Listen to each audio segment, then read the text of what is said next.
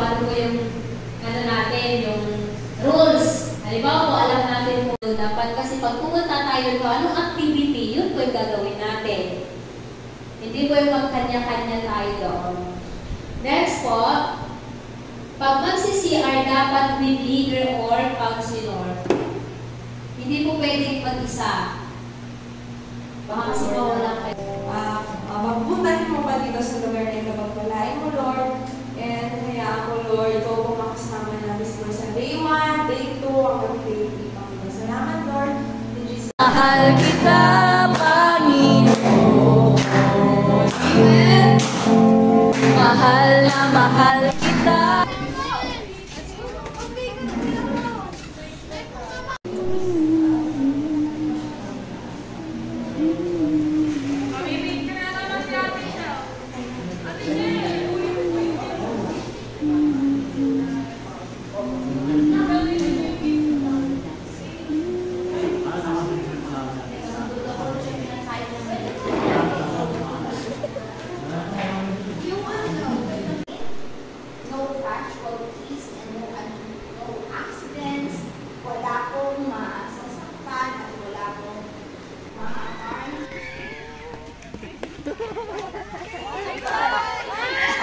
Ulit, take two.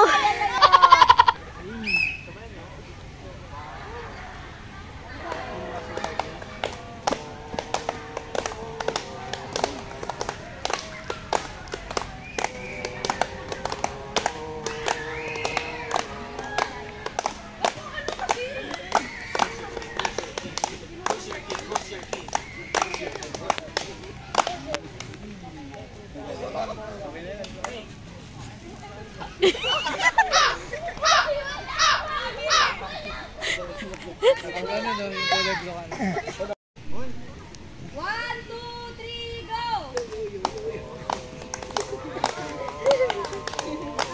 Lakasan, lakasan.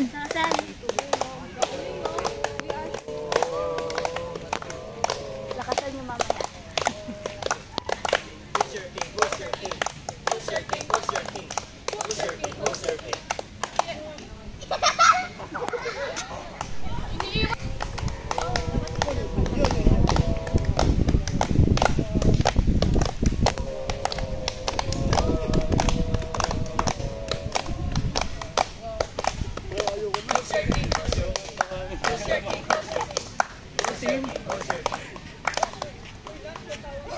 Hail to your king!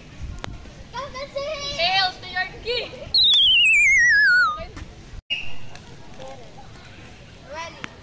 Lance. Ian. We are the King Hezekiah.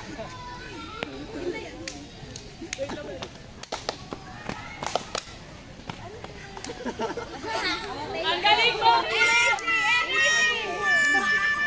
Go! Take two. Ang galing na eh. Okay, one, two, three, go! Ready? Ian. Go! We are the King Hezekiah. Walang papatalo. Yay! Bars! Okay, Three!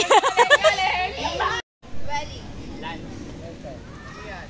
And we are the King Hezekiah. Kami ay palaban, Oo. walang inuuruan. Ngayong talunan, tumabi kayo riyan. We're gonna beat you. We're gonna beat you. We're gonna beat you. Kami ay palaban. Hindi magpapatalo. Tama kami.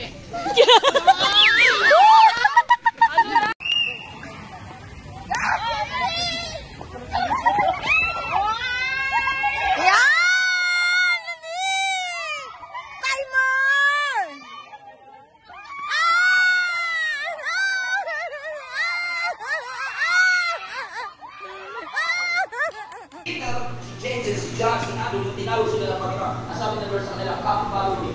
So, from being a fisherman, God is calling them to be a fishers of men. Okay? So, ano sabi ng scripture? Immediately they follow the Lord. Okay? Basahin natin. Nasabi ng verse 18 ng Matthew 4, in order for you to receive and experience that miracle. But both of them are miracles from the Lord. Are you still with me, mga kapatid? Hinutubukan lang natin ang Lord na tayo ay kanyang punuin sa Pilipinas.